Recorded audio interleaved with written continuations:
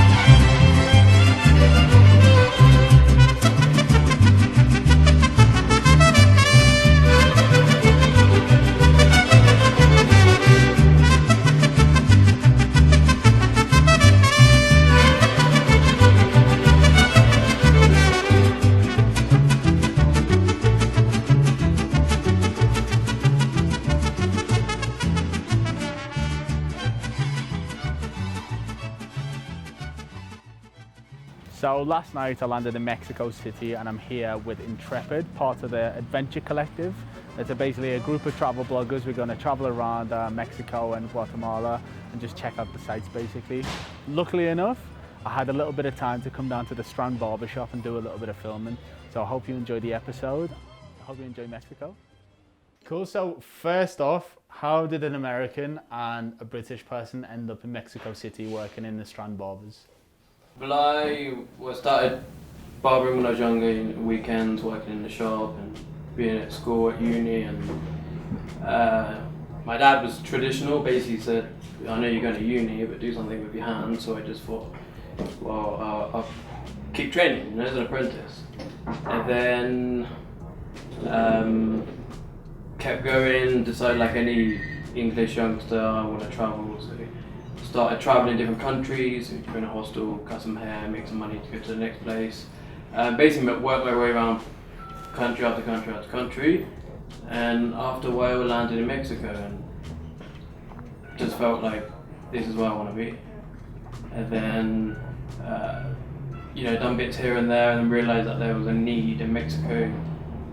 But here there's like hairdressers everywhere. There wasn't actually barbershops. Like back at home, everywhere there's a barbershop. Forever, even if you go to when you're a kid, you go to the local barbershop. Here, there wasn't anything like that. Saw there was a need and tried to fill it, basically. I like the feel in the shop. Obviously, you've gone for a sort of classic British look, yeah, but you haven't gone for that. We have to wear braces and have a beard and stuff like that. The fashion came in, didn't it? Yeah. And it was like you can work here, but you need a beard, or you need a sleeve, or braces, white shirt, that kind of stuff. I mean, now there's a barbershop popping up everywhere, and that's what they're using. But I mean, you weren't brought up like that, nor was I. I mean, in England, a barbershop is just where you go and spend £5 and get a haircut. You know, it's now with the fashion and everything, it's a bit more hipster.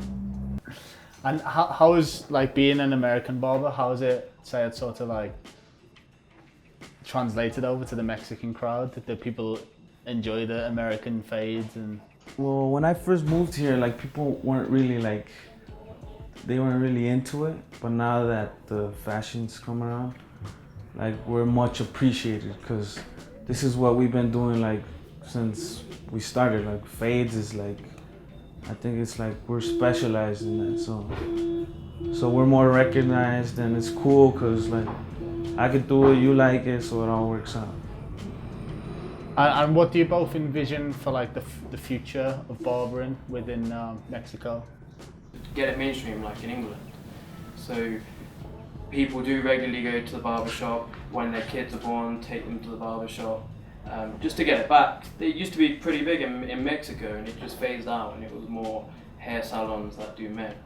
So I mean, that's what I vision, that it's more mainstream, and it's not, obviously at the moment, beard is very in, but what happens when beard's not in? Here in Mexico, the barbershops came in when the beards came in, but we need to kind of get it mainstream so that people continue going with their haircut. And also, obviously we still want to carry on and build the brand. I've heard this all over the world, that hairdressing is popular and barbershops died out. The fundamental issue is the lack of education.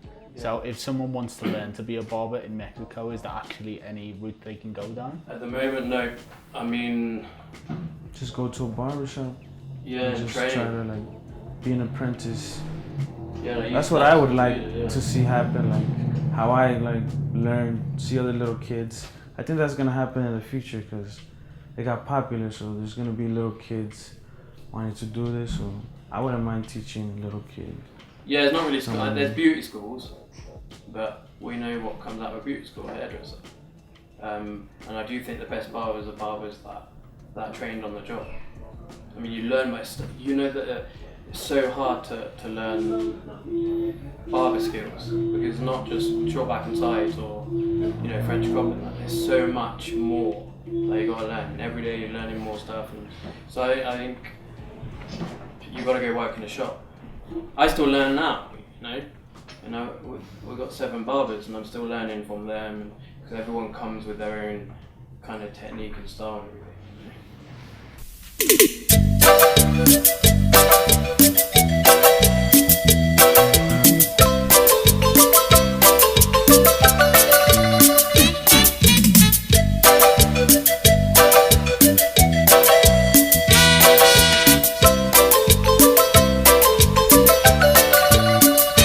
Te he prometido que te de olvidar cuánto has querido.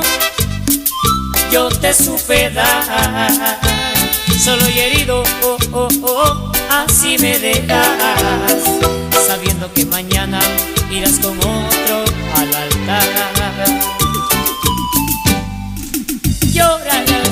Llorarás por tu capricho, si yo sé que es a mí a quien quieres, no podrás ser feliz con ninguno.